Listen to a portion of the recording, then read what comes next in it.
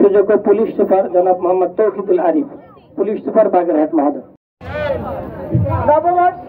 1432 বঙ্গাব্দের বর্ষবরণ আনন্দ শোভাযাত্রায় উপস্থিত আমার বাগেরহাট জেলার বিভিন্ন পর্যায়ে সম্মানিত কর্মকর্তাবৃন্দ, উপস্থিত বিভিন্ন বিদ্যালয় থেকে আগত সম্মানিত শিক্ষকবৃন্দ, সাথে উপস্থিত ছোট ছোট শিক্ষার্থীবৃন্দ, উপস্থিত সুধীমণ্ডলী, সাংবাদিকবৃন্দ, আসসালামু আলাইকুম।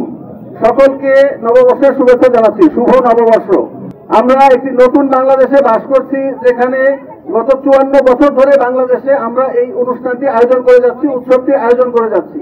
এক্ষেত্রে জাতি, ধর্ম, বর্ণ নির্বিশেষে আমাদের সকলের পরিচয় ছিল আমরা বাংলাদেশী, আমরা বাংলাদেশের জনগণ, আমরা বাংলাদেশের জন্য কাজ করি, আমাদের মাথায় সবসময় থাকে বাংলাদেশ। আর যেহেতু আমরা বাংলাদেশী, বাংলার ক্ষেত্রে প্রতিটি ইস্যুতেই আমরা সবাই একমত। তো আজকে এখানে যারা উপস্থিত রয়েছেন, জেলা প্রশাসন বাগেরহাটের পক্ষ থেকে আমি সকলের প্রতি আন্তরিক কৃতজ্ঞতা জানাচ্ছি। আমরা জানি যে বাংলাদেশকে যদি এগিয়ে নিয়ে যেতে হয় আমাদের সবাইকে একসাথে কাজ করতে হবে। সেক্ষেত্রে আবারও বলছি, জাতি, ধর্ম, বর্ণ, গোত্র নির্বিশেষে সবাইকে একসাথে কাজ করতে হবে। লিলি হালাল বিউটি সোপ, বিএসটিআই কর্তৃক সনদপ্রাপ্ত দেশের প্রথম হালাল বিউটি সোপ, দীপ্তিময় উজ্জ্বল ত্বকের জন্য। আর আশা করছি আমাদের এই নতুন বছর সমৃদ্ধি এবং উন্নয়নের স্মারক হয়ে থাকবে এবং আমাদের বাংলাদেশ আরো উন্নতির দিকে, আরো সমৃদ্ধির দিকে এগিয়ে যাবে। বাংলাদেশের শুভকামনা।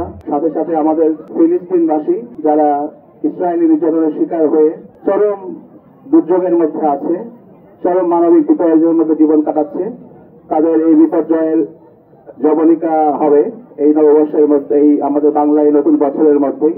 তাদের জন্য শুভকামনা। পাশাপাশি সারা পৃথিবীতে শান্তি বয়ে আসবে এই বছরেই আশা করছি। নববর্ষের দিনে